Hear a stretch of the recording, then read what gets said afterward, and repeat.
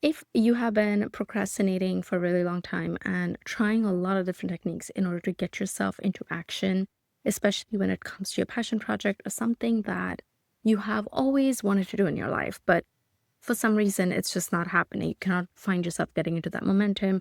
You stop yourself from starting, you second guess yourself, then this is going to help you out a lot. So, with that, let's get started. There was a time in my life when I used to be extremely decisive. I knew exactly what I wanted, I would go for it.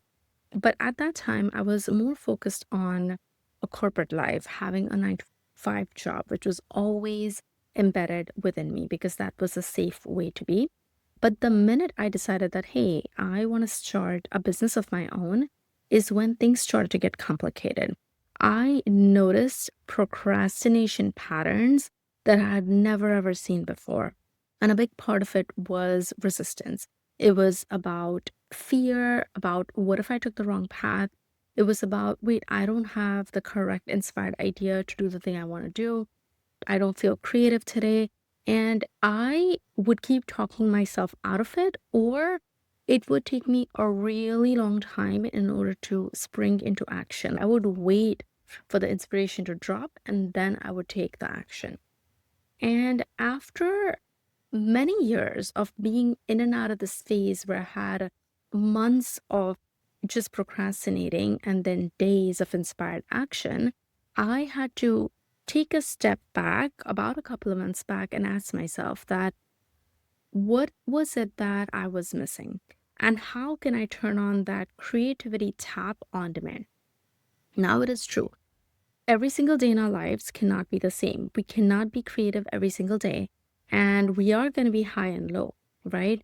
So, especially when you are an entrepreneur, you're starting or already pursuing your passion project, then how can you exactly turn on that creativity within you without showing up as inauthentic and without forcing yourself to do the thing?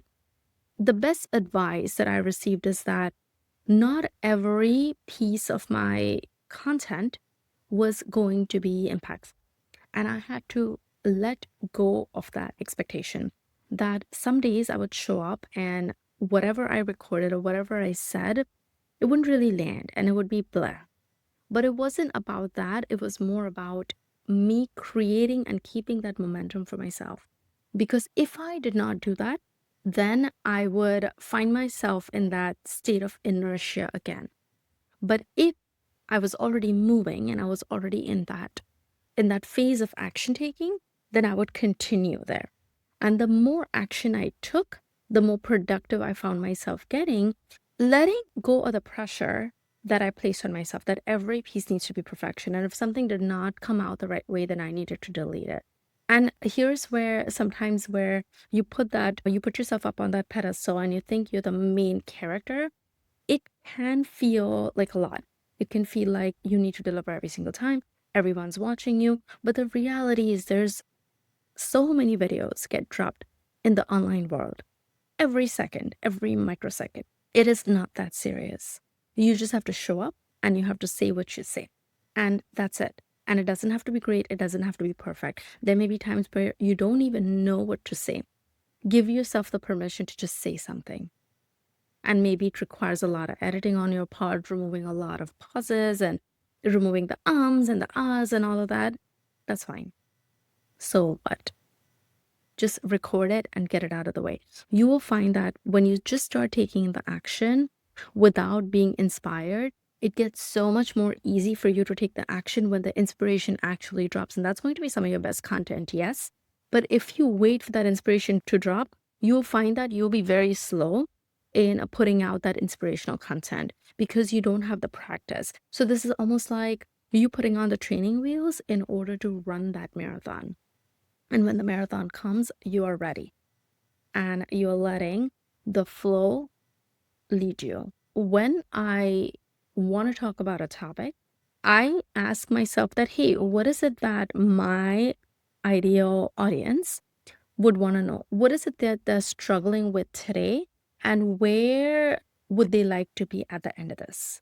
To give a clear transformation where before they're here and after I'm transporting them here. right? So now I have this idea, and it's the first thing that drops for you. It's going to be correct for you. Don't overthink it. It's okay. That's your topic and stick to it. Again, it doesn't have to be perfect, it just needs to be a topic. And then the second thing is, say if I did not know what exactly to say about, say I felt this imposter syndrome, I would just pull up like a random blog on it, and I would start just typing that blog word for word in my online journal. And I would notice that as I started typing someone else's words in my journal, my own creativity would start taking over. Because at some point, like I did not want to copy, and then I would start elaborating those ideas, and then my ideas would start flowing on the paper, and then I would have a few bullet points that I could just talk about. Third is that give yourself the time and the permission to get to that place of flow state.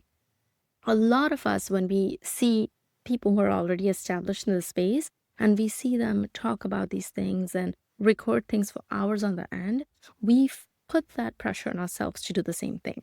But when you are starting something new, you are not going to be that good at it because you are not skilled enough yet. You're still building your skill. And the thing right now, the challenge is high. So imagine if my skill is all the way down on the level of hardness, but the challenge is this high on the level of hardness. It's going to be hard for me, which is why practicing is so important. And eventually, as you practice more and more, it becomes less challenging, right? The challenge becomes less, and then your skill is going to go high.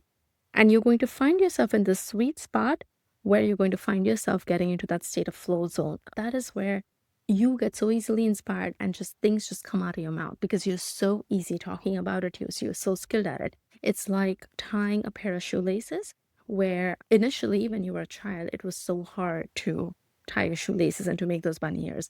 And now you can do it with your eyes closed because you're very skilled at it. And you have to allow yourself to become skilled at it. And it is possible, there may be two things here. It is possible that you don't know that area that yet, or you're just not used to talking about it on camera. Either way, both of these are going to take practice, and you just have to give yourself the permission to go do it and release these imperfect videos.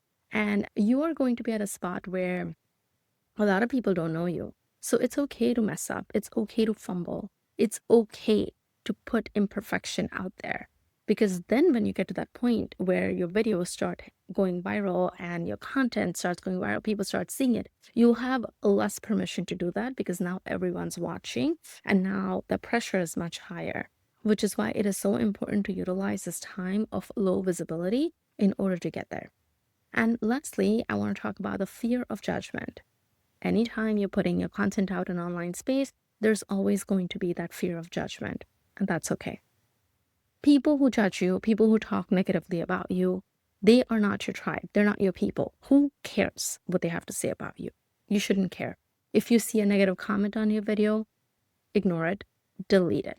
I would just remove negativity instead of going into this confrontation and wasting your energy on someone like that. That would be my 2 cents. I have done both. I've confronted people, and then I found myself thinking more about it because a lot of these trolls online, they feed off of that. They want you to come back at them. So don't give them that energy. Our energy is a finite resource. Preserve it for the good things.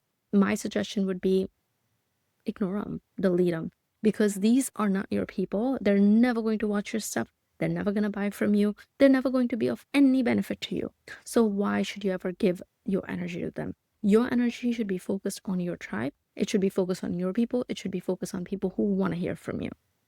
And also remember that if a video happens to be polarizing, where you just put yourself out there and you gave your opinion on something, it becomes very polarizing and people have very opposite views and you get all these negative and positive comments on it, that's fine too.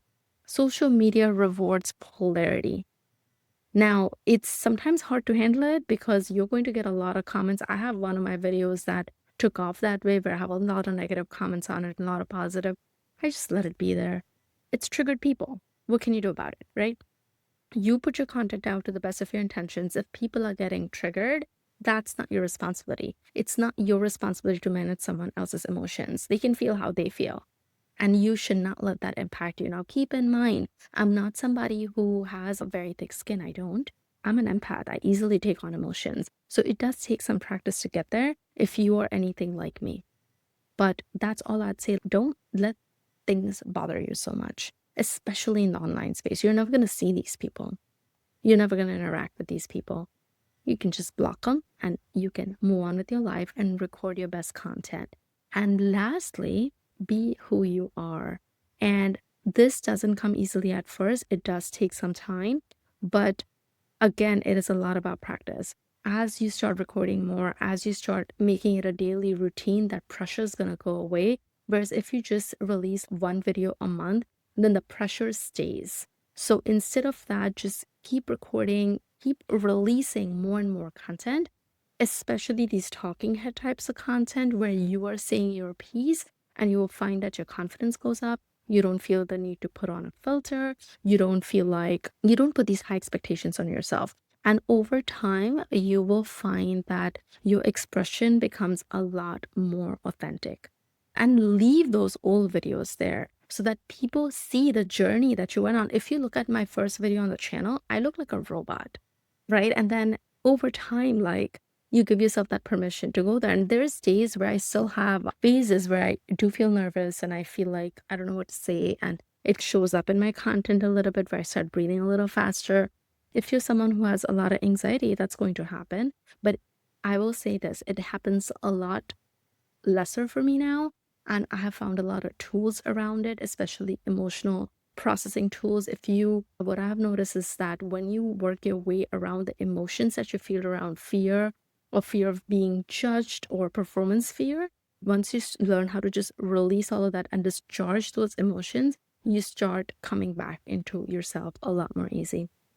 Yeah, with that, if you're someone who has always wanted to start something new, a new business, or especially in the online arena or a new social media channel, this is me giving you that permission that go start it. This is like the best time. I have this video on AI about how AI is going to change everything starting 2027. This is like the best time to start a personal brand. So if you have been sitting on that idea, this is the best time to do it because your personal brand is going to become such an important commodity. Even if you have nothing to sell, just show up and talk about stuff. And that's all you need to do. And over time, clarity is going to emerge. You don't need to have the whole A to Z map right now. You just need to take the first step and you need to just keep going. So, yeah, with that, I hope this helped and I will talk to you all soon. Bye.